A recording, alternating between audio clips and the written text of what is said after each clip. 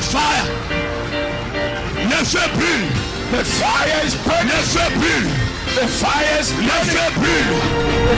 In the name of Jesus. Libère ma soeur. Release my sister. Libère mon frère. Release my brother.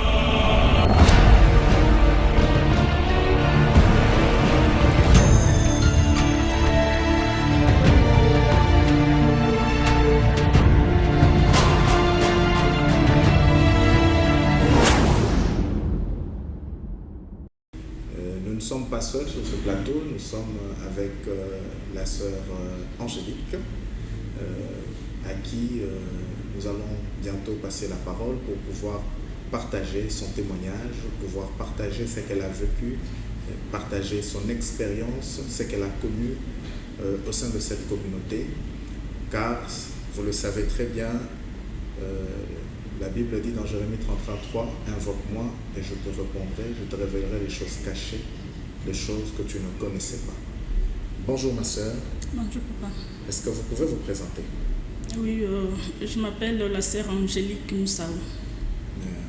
J'aimerais que vous puissiez vous exprimer soit en lingala, soit en français, dans la langue qui vous est convenable, Oui. pour que nous puissions aussi nous faire entendre de façon très claire. La sœur Angélique prie au sein de la communauté depuis quelques mois, mais elle est arrivée ici par le fait qu'elle était accablée de problèmes. La sœur Angélique étant accablée de problèmes, des difficultés, des situations alarmantes, parfois ce sont des choses que nous vivons tous et que nous négligeons parce que nous n'avons pas la bonne information. Ce qui fait que nous supposons qu'il est important de partager les témoignages parce que la Bible dit à la loi et au témoignage, si l'on ne parle pas ainsi, il n'y aura point d'aurore. Si le peuple de Dieu ne témoigne pas, je vous assure, l'aurore ne viendra pas. Or, l'aurore, c'est la lumière. La Bible dit, ils l'ont vaincu à cause du sang de l'agneau et la parole de leur témoignage.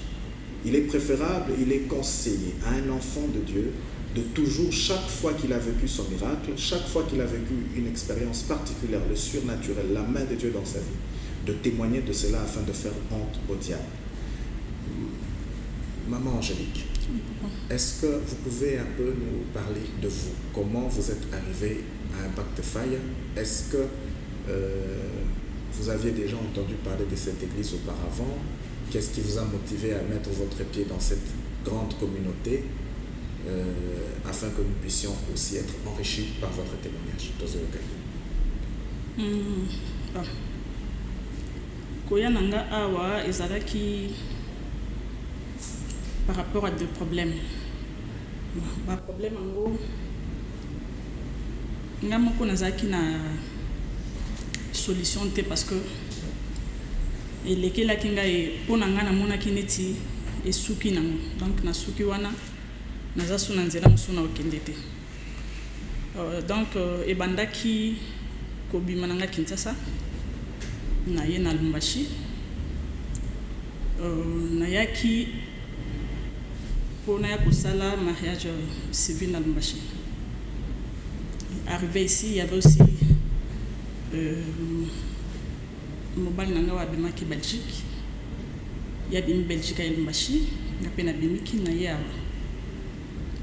tango to komi bisonyo sur place et sengaki to banda ba procédure. Bon. To bandi ba procédure na ndenge na biso. To bandi na commune à Lubumbashi. On a besoin de se renseigner, qu'est-ce qu'il faut, qu'est-ce qu'on demande pour ça le mariage. Arrivé là-bas, tout le monde a dit que c'est simple et comme qui compliqué. Donc une fois que j'ai la nationalité belge, mon passeport naé. Donc être comme une fois que j'ai une identité, j'ai passeport, mon passeport rouge. Ma camion s'est changé. Comme il faut ça, va compliquer, biso wana ti to lem to moni moyen to bimi, to zone da.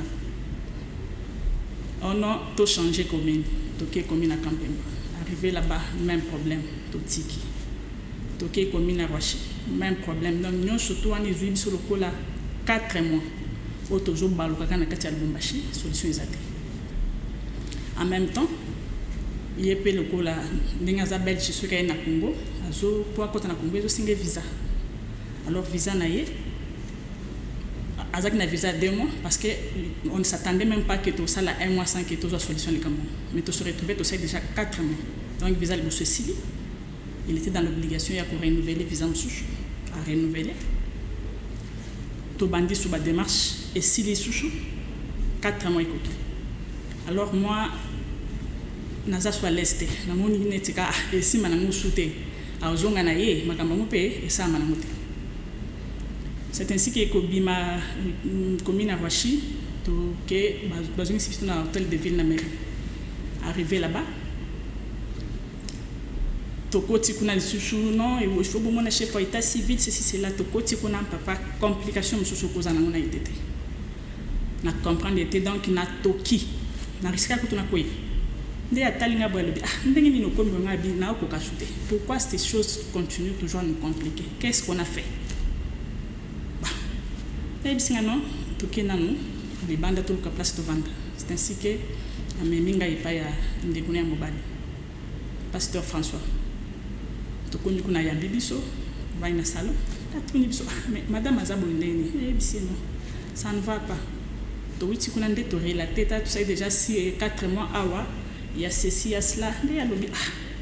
C'est compliqué bino bon poignet. Est-ce que Bobonde là qui avant Bobanda Makambo? Lobby Bondela. To bondela kita. Ah bien non. Oui, ça va démarche très important. Faut que nous toujours la prière. Qu'est-ce que tu tournes prière en go? Ngao que tu n'as évité ce qui n'a que prier pe bon. Dans le binon, n'a yebi place basambe la kanza basoul. Je vais vous emmener. C'est ainsi que aujourd'hui nous tout cas tu eti a wana na impact fire. Toye tokutani na apôtre Dimi Faya mobala lobi ce qu'il avait dit si datuninga pe maman problème nous en na yebisi juste na bi papa rien ne marche makambo nyonso za bien te nyonso to me ko sala toujours se retrouver ka barrière ma obo liboso ezo sala ke to progresser te datuninga boya se ka maman est-ce que ozana kondima kenzamba sala na bi papa na yebi nzamba sala abi ndenge bu komi awa nzamba kusala nyonso ezaki complication wana barrière nyonso wana ulongwa oleka makambo nyonso ezala bien. Mais conseil na opesa bino liboso, vous devez passer par la délivrance. Délivrance. Tondimi. Alors, il faut beaucoup. Délivrance c'est ça. Na yebaki te donc na yo kaka délivrance mais koyeba que non délivrance c'est le konini et puis nga ezaki kolobela ngai lo te délivrance na yo kaka et je ne m'intéresse pas. Vous êtes chrétienne? Oui, je suis chrétienne. Depuis combien d'années? Ça fait 17 ans je crois. Mais oyebaki délivrance. Na yebaki de donc na yo kaka nanga na ka to kenda l'église ba délivrance c'est tout mais ko kota na mozindo koyebaki délivrance c'est le koboui. Je ne savais pas. Beaucoup de chrétiens se retrouvent dans une situation où ils croient le fait d'accepter, d'avoir donné la vie à Jésus, tout est résolu. Mais laisse-moi te dire que la délivrance a été établie par Dieu et la délivrance devrait se vivre dans la vie chrétienne. Par ignorance, les gens continuent à vivre la souffrance, les malheurs, des péripéties dans leur vie par ignorance. Voilà comment maman Angélique que vous voyez ici, 17 ans dans le christianisme, elle ignorait la délivrance. C'est quoi? Vous pouvez continuer. Il faut que la délivrance, mais avant que la délivrance, il faut que l'enseignement. La kisabino délivrance, c'est années, la kisabino ndengeni ba démon bazo opérer na ba vie abatu ndengeni donc beaucoup comprendre d'abord délivrance, c'est par après que vous allez maintenant passer à la délivrance. Tondimi, tobandi enseignement de la délivrance. En même temps, na pasteur François, on a déjà déjà l'église à l'Obipé, moi je vais vous amener à la commune de Kamalondo. Et là, vous étiez déjà allé dans combien de communes? Là, donc, commune de Lubumbashi, Kampemba, la Roachi, 3 communes. Et Et pourquoi on n'arrivait pas à célébrer? Parce que l'objectif c'était de célébrer votre mariage. Oui. Étant donné que vous étiez fiancés et que votre fiancé venait de la Belgique, il lui fallu que vous puissiez célébrer votre mariage à l'état civil ou à la commune afin de repartir avec lui en Europe. Oui. Mais vous êtes parti de commune en commune sans succès. Oui. Pourquoi ça n'avançait pas? Ça n'avançait pas parce que, donc, par exemple, il y a des chefs, il y a état civil. Et comme il s'est présenté, le but est pour un problème. Oui, biso ezo senga bo sala document tel document. Ceux qui bossent le document on a boye nangwa bo déposer nde to bandi procédure. Tokei yondo pesibiso donc na katia bureau au pesibiso o énumérer ba mikanda wa photo memele. Mikanda wana pe faut ko sala ngona mbongo. OK boye au document au $100. Au document $150, au $70. Vous dépensez si c'est $500 dans le document. Vous amenez les documents chez la personne qui vous avait envoyé faire ces documents-là. Il regarde les documents, il vous dit ce n'est pas ça. Document donc il faut recommencer, ça ce n'est pas ça. Et puis tu te demandes, est-ce que bon on a dépensé qui? C'est la non. Et que bon. Faut changer. Donc, pourquoi il a changé? Alors, on ne parvenait pas à comprendre juste qu'est-ce qui se passe. Peut-être qu'on a compliqué, arrivé là-bas, la même chose. Nazana mikanda nandaku. Nazana mikanda nanga kutana ya nango ngabo mwana nango nazana mikanda cause la ta 15 à 20 documents. Auto salisi. On a pas commune différentes. Même difficulté. Même problème de documents. Donc quel est même problème de documents. Et tout ça c'était avant la délivrance. Avant la délivrance. Maintenant comment ça s'est passé? Vous l'avez dit enseignement. Ndete ko zonga, nde nandenge tokoma kende na oteko loba. Tokota na apôtre à guider biso. To bandi enseignement. En même temps, donc to combiner na enseignement na procédure. Déjà nous avons déjà en église. Toké na commune ya Kamalondo, tout s'est présenté pe ba basengaki, to sali yango c'est tout. Ka to ko banga wana ezana bisoka tang mususu awa pe lisusu. To sali o bango basengaki, on a déposé ko banga kaya keno ba obenga biso lisusu keno boya et loko boye et simbite bien changé comme ça a toujours été. To tiki kuna to kiki mezali. Zongi, to lundi enseignement pendant une semaine, donc du lundi au vendredi. Et le samedi, to l'équipe de délivrance. To comme la délivrance, gardez dans les cas qui nous toile bosso. Apôtre Yimokonde Azalaki, na pasteur Kasongo, na bamisusu na maîtriser ba kombote. Ba bando sambele langawana, papa. Donc, na comprendre tout. C'est par après que je relater parce que nga naza ko miye ba société ce qui s'était passé. Nandenge na koyaki. Je pense ba image ezali, il y a jour de délivrance nga. Na leki na délivrance ba makambo ebimi ya ndenge na ndenge. Ba démon okutunga moko je ne m'attendais. Donc na yeba même pas que na nzoto nanga nazaki na ba charge en modèle wana obenga ba charge parce que wana za ba charge. Donc nazaki na ba charge moko donc insupportable mutu normal na vie oyo soko za na ba mikumba neti onga nazaki na ngwana en tout cas eloko moko ko sala te ko simba rien jamais ba sambele linga esili et puis quelque chose que j'ai oublié na à part ma cambia mariage nazaki pe na problème ya santé.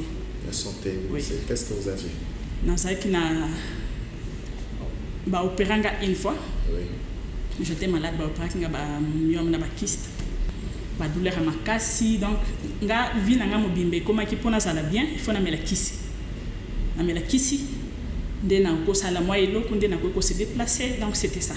Tango passer l'équipe na moni moyens à qui souter donc je le donc na loba na malade ba bombate na koma ki na niveau ya que chaque jour na tambola il faut na sala na lati bande hygiénique.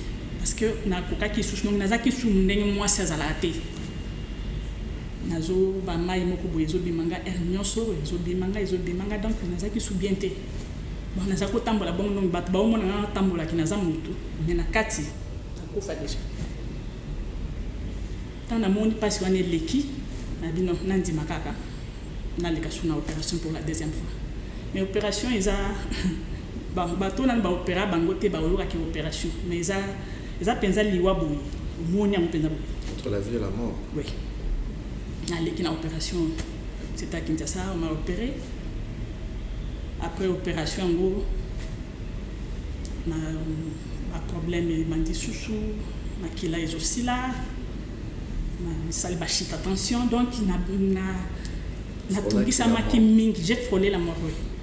Donc Satan azalaki toujours na besoin ya que alongola nga na mokili nazaka soute j'ai beaucoup souffert mais nzamba ekosala grâce na yo bima hôpital nakondaki natikalaki boye donc soki moto atali yo boye bakoqualifie na bakombo nyonso nazongi ndaku et puis moi makasi ye c'était bon tina ndenge na ye kobima Lubumbashi et Kinshasa na ye Lubumbashi wana déjà 11 mois après opération nde na ye nakomi na Lubumbashi na ndenge mpe tobandaki badémarche na uti obeta masolo awa eloko moko ekobima suka na pota wana place baopéraki mbuma moko ya monene ebimi na place wana ça me faisait très mal nazalaki okokosupporte te butu na moi nazolela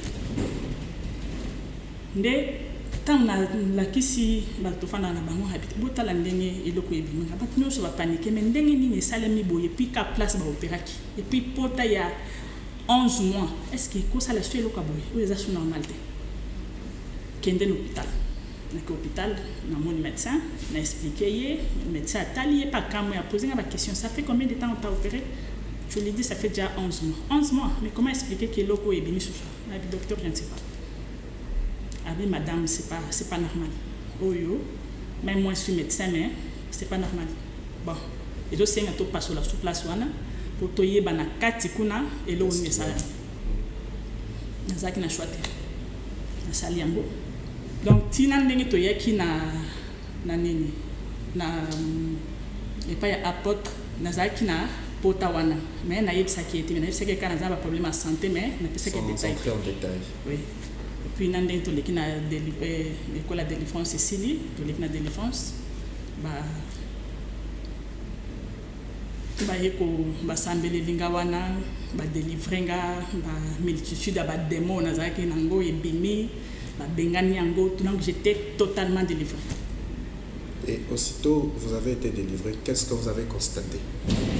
Après délivrance miracle à liboso. On a moni oyo est convaincre nga que oui. Après délivrance les mêmes samedi tango ba na leki na délivrance Cécilie na vandi sikona pema tellement na saki ba mouvement makasi na saki ya olemba fandi tozaki na pasteur François pe accompagner ki biso na moni ayemba na téléphone et pas na ngazo bisanga maman commune ba uto benga sikoyo a confirmé que au sala mariage nabino lundi na 9h. Wow. Ah wow. Et le côté tamboli donc 4 mois 5e mois yango mais le lot na donc moins d'une semaine. Et salami donc lequel la kinga penza boy na fandi na bi oui le même jour il y a délivrance. Le même jour. Les mêmes donc 15 minutes après délivrance. Des coups de fil wana kotike ba confirmer lobby na lundi na 9h vous allez passer pour bosala makambo sur tout ça. Donc c'était ça. Et après ngamoko na nunde conscience na ngezongi ya ba douleur nazaki na mona libu. Oui. Na meki ngamoko ko fina na meki ofina na yoki lokote.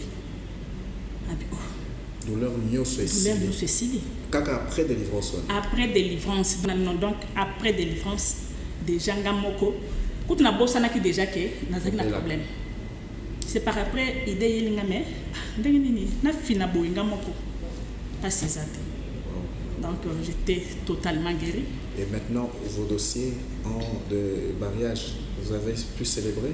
Oui, nous avons célébré notre mariage très bien, il n'y avait pas de complications.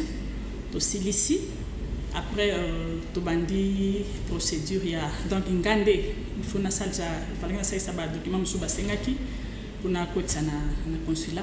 Mais là, vous êtes légalement marié. Oui, là nous sommes légalement avec mariés. votre mari belge. Oui, oui, avec mari belge. Oui. Et qu'est-ce qu'il a dit de la délivrance? Donc, lui-même d'abord, tant que monaki, les cas qui wana, donc, au moni bango bazalaka na moi ba doute moko boye makambo nzambe neti. Mais tant que yé moko amoni ce qui s'est passé, naza délivré. Et en plus donc il va bien qu'on a des compliqué wana complication ezala qui est pas nanga ngande nazala ki na ba makambo donc démon azala ki olingate makambo nanga avancé que liboso aznaza ki lié. Alors quand on m'a délié na commis délivré makambo nanga marché mbala mako donc sur place tant ba bengi bisonyo surtout ba informer bisonyo surtout que non problème na bino solution ezwami déjà lundi donc a sepeli makasa lobby enfin nazaka na doute na makambo nzambe mais awa na impact fire ministre nzamba solazali na yemen na komi na moni yango je veux kutani na nzambe na nzela ya apôtre Demi Fire na bao baza na situation netianga na yebisa bango moni ba makambo susu to trouva kango normal au moins netinga j'ai trouvé ça normal que non ça ne marche pas c'est normal délivrance pour ton ayeba qualité ce que zanini au moni ba maladie moko boya répétition tu trouves ça normal non. C'est pas normal. Il faut que le nzambe neti place on a nazali ça fanatisme était parce que nga kutu na yeba kinanga apôtre je ne le connaissais pas. Na yaki nanga na mpaya na ye bashi et puis et ça li que ba gidenga na koma na komi na moni na palper miracle na moni yango. Je ne m'attendais même pas que non un jour les longa pe na kota na ambassade na kota bisika boye que non bazo ya manga pour na problème tel. Mais nan nzambe longo. Po na komi place na moni nzambe na impact fire ministry na moni nzambe na kutani na ye ino bato bozana bakane tianga ya ba maladie ya ba voyage banda bo bandi ko telenga na solution zo mate ba problème non surtout ezotungisa bino bozo courage boya bon impact fire ministry beaucoup na apôtre Demi Fire il va vous aider azana nzambe ya solo non condition ezala kité et puis jour ali bosoto yaki makambo non boleka boye ba enregistrer bino ndenge za rebisika msusu ça n'était pas ça juste toye ba annoncer biso que non ezana batu baye bazoluka ba mona yo tout ça là qui n'est pas 10 minutes live nous venons de suivre je crois que les supports suivront pour que vous puissiez voir la délivrance comment ça s'est passé avec des preuves et des supports à l'appui la délivrance de la sœur Angélique qui est totalement délivrée aujourd'hui et est en train de vivre sa bénédiction. Elle est reçue dans les ambassades, elle est à l'aise, elle est en train d'aller rejoindre son mari. Peut-être que tu es en train de vivre une situation similaire ou pire. Le Dieu de l'apôtre Jimmy, c'est le Dieu d'Abraham, d'Isaac, de Jacob et le Dieu de la Bible. Il n'a pas changé, il est le même hier, aujourd'hui et éternellement. S'il a agi dans la vie de la sœur Angélique, il peut aussi agir dans ta vie. Malheur à l'homme qui n'a pas pu saisir le temps de sa visitation. Bonne fête de Pâques à tous. Que Dieu vous bénisse.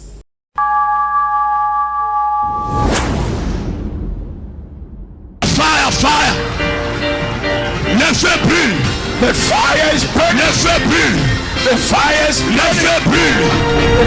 In the name of Jesus! Libère ma soeur! Release my sister. Libère mon frère!